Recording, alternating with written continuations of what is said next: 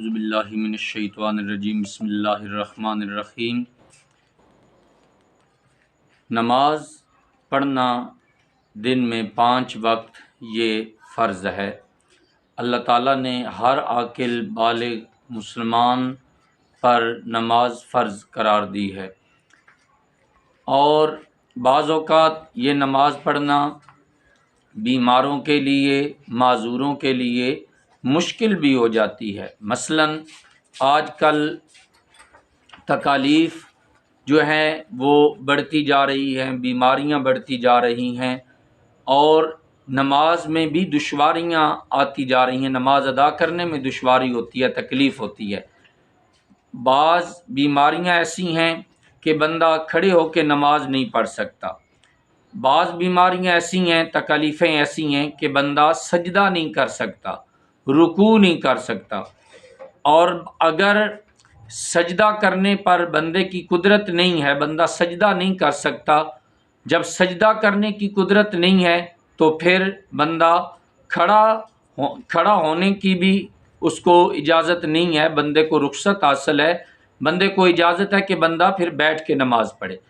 بیٹھ کے نماز پڑھنے کے لیے سب سے بہتر یہ ہے کہ بندہ زمین پر بیٹھ کر نماز پڑھے، اور اگر زمین پر نماز نہیں پڑھ سکتا تو پھر اجازت ہے کہ بندہ کرسی پہ بھی نماز پڑھ سکتا ہے، لیکن کرسی کیسی ہونی چاہیے جس پر بندہ نماز پڑھے؟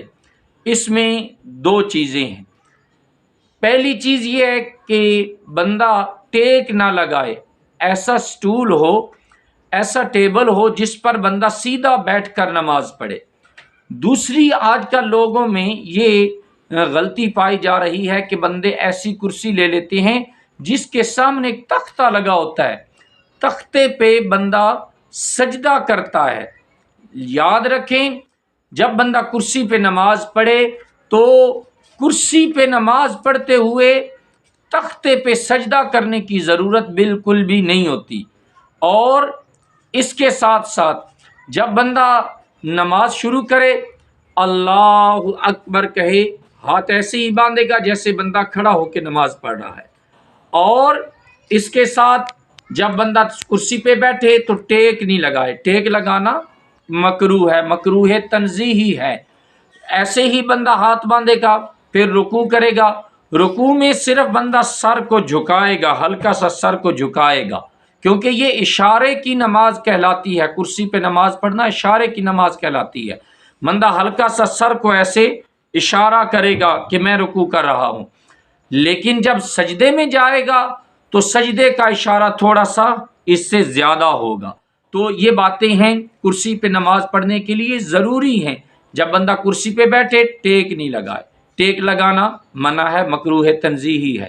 جب رکوع کرے بندہ، رکوع میں سر کو حرکت دے، کمر کو باقاعدہ حرکت نہ دے، سر کو حرکت دے کر اس طرح سبحان ربی العظیم، سبحان ربی العظیم، سبحان ربی العظیم۔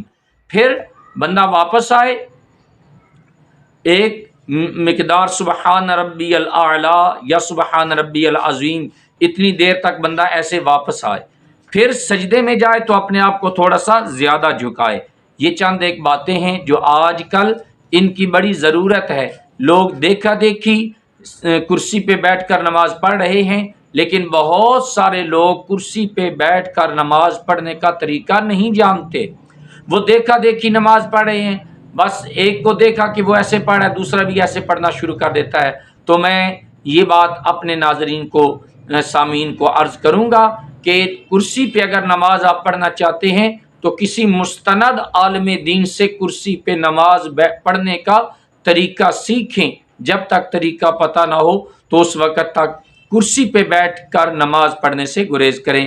اللہ تعالیٰ کی بارگاہ میں دعا ہے، اللہ تعالیٰ ہم سب کو دین متین کی تعلیمات کو سمجھ کر اس پہ عمل کرنے کی توفیق عطا فرمائے۔ السلام علیکم ورحمۃ اللہ۔